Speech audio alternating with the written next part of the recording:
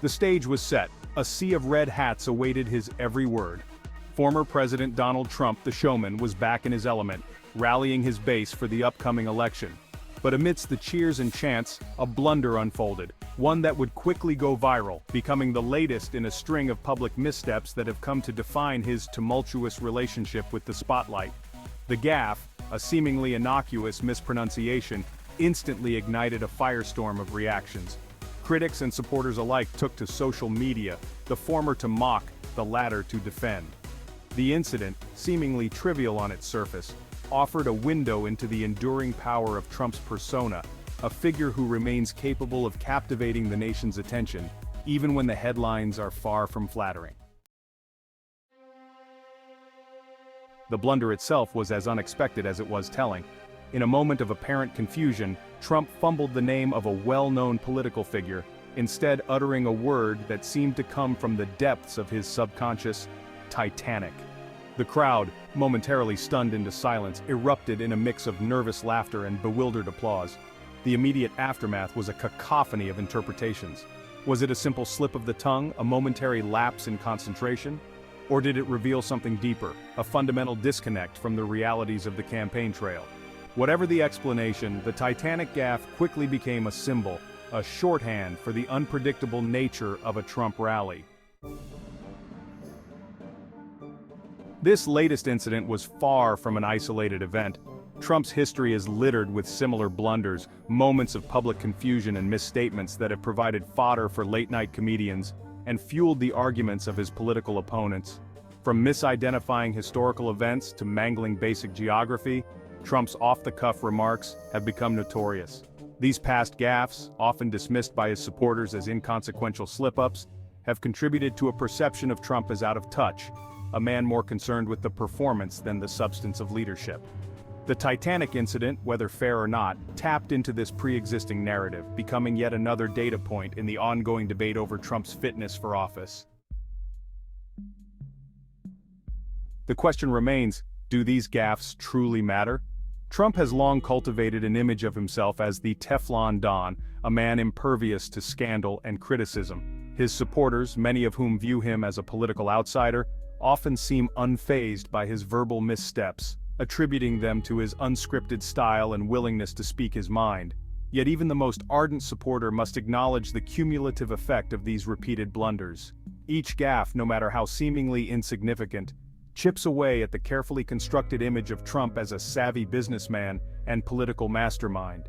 The Titanic incident, coming at a critical juncture in the campaign, threatened to further erode the confidence of undecided voters, those who might be willing to overlook his past transgressions, but who are now questioning his mental acuity and grasp of the issues. Section 5. The public reacts laughter, dismay, and apathy.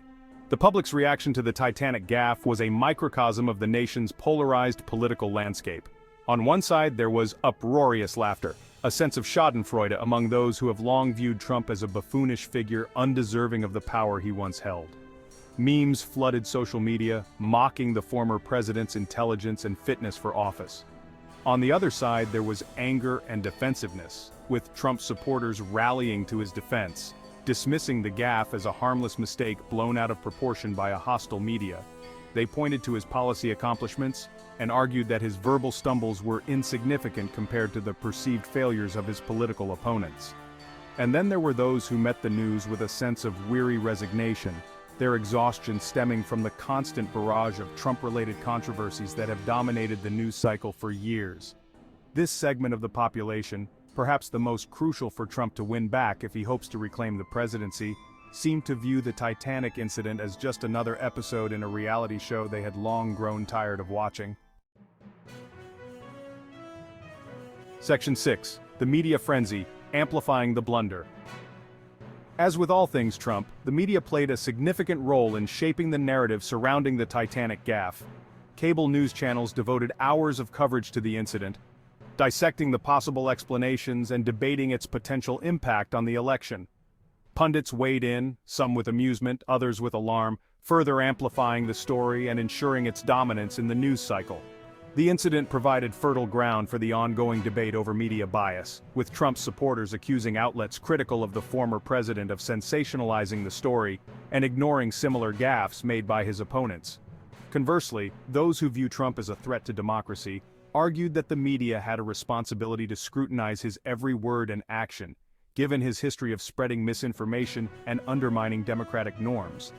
The Titanic Gaff, regardless of one's political leanings, highlighted the symbiotic relationship between Trump and the media, a dynamic in which both sides benefit, even if it comes at the expense of nuanced and substantive political discourse. Section 7: Team Trump's response, defense, and deflection. In the immediate aftermath of the Titanic Gaff, Trump's team scrambled to contain the damage. Campaign surrogates were dispatched to defend their candidate, downplaying the significance of the incident and accusing the media of blowing it out of proportion. They argued that Trump's overall message, his focus on the economy, and his promises to restore America to its former glory, resonated more with voters than a single verbal slip-up. The defense, however, often veered into deflection, with Trump's allies quick to point fingers at the perceived shortcomings of his opponents. They highlighted past gaffes made by other politicians, arguing that Trump was held to a different and unfair standard. This tactic, while familiar to those who have followed Trump's career, seemed to resonate less than in the past, as the Titanic incident tapped into existing concerns about Trump's age and mental acuity. Section 8: The Democrats' pounce, seizing the opportunity.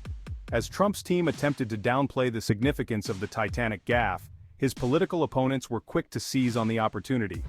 Democrats, sensing blood in the water, used the incident to paint Trump as out of touch, unfit for office, and potentially in cognitive decline.